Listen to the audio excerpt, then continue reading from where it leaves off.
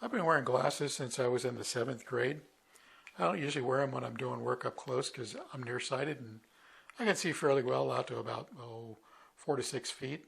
I need them for distance, but not at close work. But when I was in the 7th grade, I sat toward the back of the classroom, and one day I noticed I could no longer read what the teacher was writing on the board. Now you're supposed to tell the teacher when this sort of thing happens so he can move you up to the front, because we all want to sit up front next to the teacher, right? Instead, I just asked my friends what was on the board. Eventually, my parents found out, and they took me to an eye doctor. I had the eye exam, and then came the time to pick out my glasses. I really wanted wire rim glasses. They were popular at the time, but they were expensive, so I didn't ask if I could have them. Instead, I chose some black plastic ones that I didn't like that much. They were those kind of Drew Carey looking glasses. I never found out if I could have gotten the ones that I wanted because I didn't ask. If you don't ask, you won't know. When what you want is offered to you, if you don't accept, you won't get it either. I wanted a communication system for my motorcycle, so I picked out a kit for my bike, and of course I had to buy extra cables for my passenger. The parts manager gave me a choice of a straight cable or a more expensive coiled cable. I bought the coiled one because I liked it better. I thought, with the way it retracts, there won't be a whole lot of extra cable flopping around on the bike. Then I looked at what was in the kit, and I noticed it only came with the straight cables. The manager offered to exchange the cables in the kit for the coiled one that I wanted. But I didn't want to accept his offer because I felt it wasn't fair to him, so I did without. Actually, my wife did without because I used the coiled one and she got the straight one. Now, there's a window of opportunity about gifts and asking for what you want. My older brother was a historian and an archivist by profession. He was researching the family history, and somewhere he found a distant cousin named Anna. Anna was about 83 when we met. My brother got to be good friends with Anna. She had a lot of old furniture in an old house, and my brother loved antiques. Now, she offered this old furniture to my brother because she didn't need it, and she knew he'd like to restore it. But my brother would just tell her, "Oh, Anna, I don't want to take your stuff."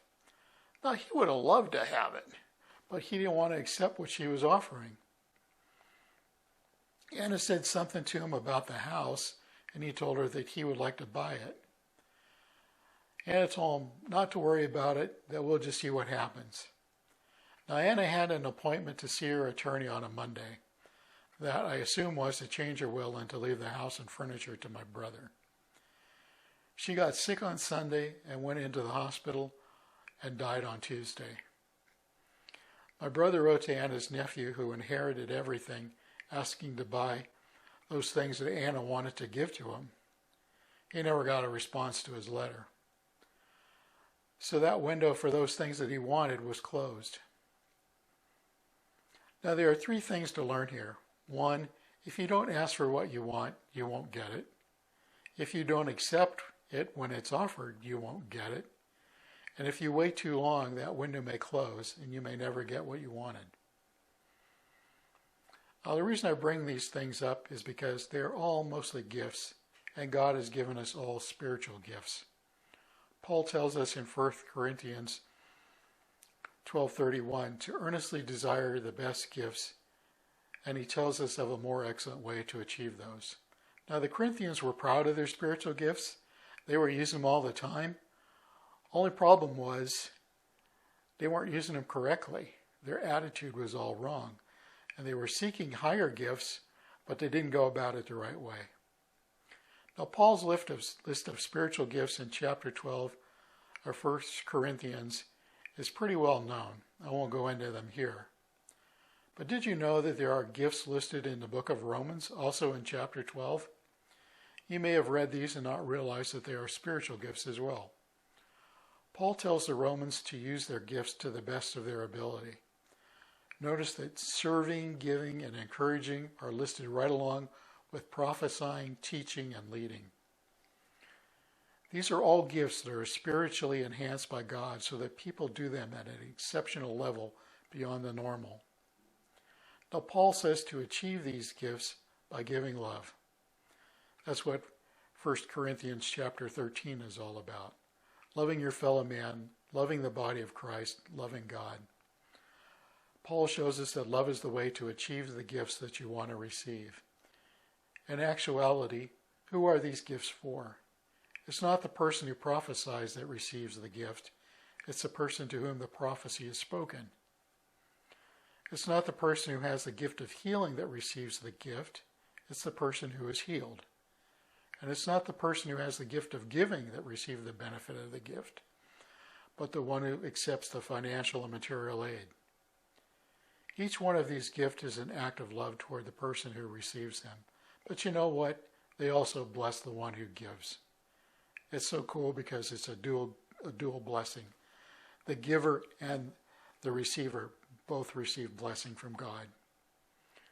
Now we all have spiritual gifts, and Paul is encouraging us to use our gifts, to develop them, to seek higher levels of gifts, and to excel in what God has called us to do. You might think, I just want the fruit. I'm not interested in the gifts. Well, Paul admonishes us to earnestly desire spiritual gifts, and especially the ability to prophesy. And one way to express the fruit of the Spirit is through the use of the gifts of the Spirit. And if you think Jesus isn't serious about spiritual gifts, look up and read the parable of the talents. That might be an eye-opener for you. Have you ever watched this old sitcom called Everybody Loves Raymond? I mean, it was a favorite in our house. We've got all 9 seasons on DVD, still in the TV cabinet, and we still pull them out and watch them once in a while. My wife says every episode of Raymond has a life lesson in it.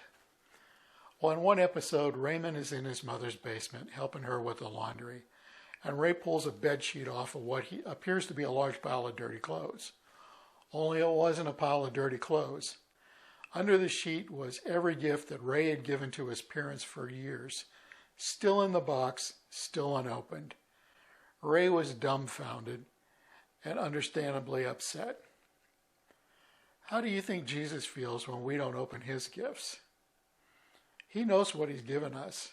Maybe we don't. But he wants us to seek it, open it, and use it. He's given it to you as a blessing. What blessings are we missing out on because we don't open what he's given us? Now, if you don't know what your gifts are, ask Jesus to reveal them to you. Talk to your church leadership. They should be able to help you. There are also resources online that can help you determine what your gifts are and how to use them. It's like with the Corinthians. We need training to use our gifts and to use them well. Oh, just like any tool, if you use it incorrectly, people can get hurt. Now, the body of Christ needs our gifts. The world needs our gifts. We honor God when we use the things that he has given to us. Above all, as Paul taught the Corinthians, and using our gifts, love should always be our motivation. And if you're wondering, back there is a pile of wire-rimmed glasses. So I eventually got them, and I wore them for many years. God bless you.